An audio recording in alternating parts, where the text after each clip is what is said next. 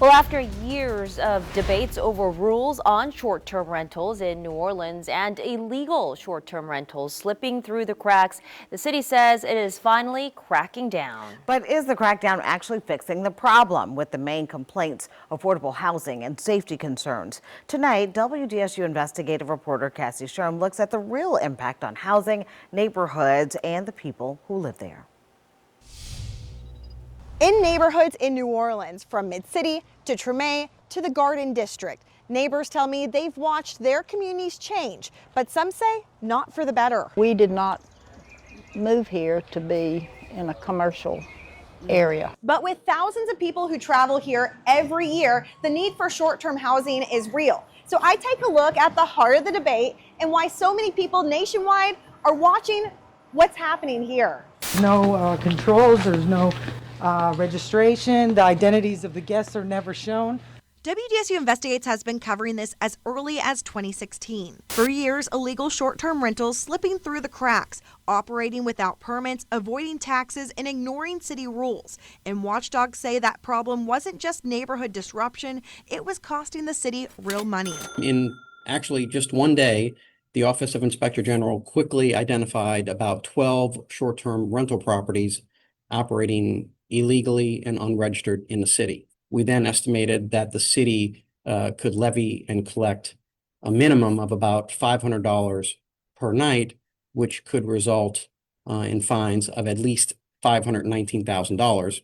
And in some cases, illegal rentals becoming safety hazards. It can be very dangerous if you have a couple of juveniles who decide they're going to rent it and have a party. And it depends on whether it's them or other people coming that have guns, weapons, illegal narcotics. It can really disrupt the neighborhood and turn bad very quickly. Now, after years of warnings, frustrated residents, and lawsuits, the city says it's cracking down. Overnight, we saw hundreds, if not, over 1,000 listings just disappear off the platforms overnight. Safety and permits data obtained by WDSU Investigates shows more than 4,385 illegal short-term rental listings were removed just last year.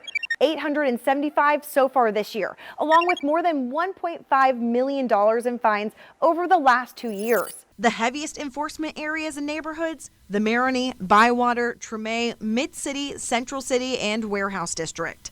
Everyone is definitely ecstatic to see this. Unpermitted, illegal actors reap the benefits and not face any of the consequences.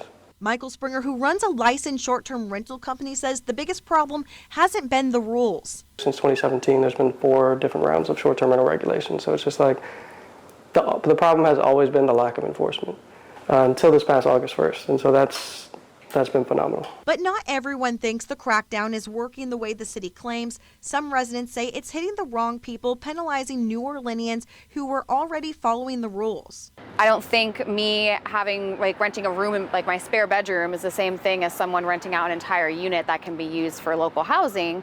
So it just didn't feel fair that we were getting grouped in. In 2023, the city launched a lottery system for residential STR permits, limiting rentals to just 1 per square block. But winning doesn't go to the most compliant or responsible. It comes down to chance. It was devastating because I just always wanted to do things the right way and follow the rules.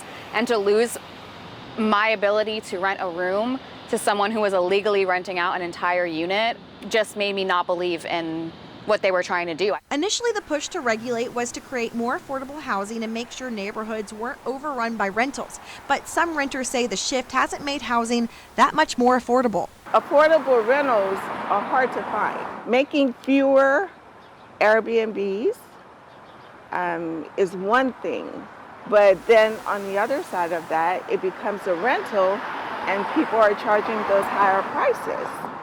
You see the disparity there? I think it depends on the neighborhood that you're really in. Dr. Michelle Thompson with the University of New Orleans says STRs didn't create the housing crisis, and banning them isn't going to solve it. Can 2 things exist at the same time? Yes. There's a need for affordable housing, but just because they're short-term rentals doesn't necessarily mean that it's taking away from the existing housing. I think it's actually creating a new market, bringing economic development and increasing opportunities for housing for people who are local. Instead, she says policy should stop illegal rentals, but still allow responsible local homeowners to participate and maybe use the violation fines in a place that is much needed. The funding that comes from the enforcement, let's put that into more resources for affordable housing.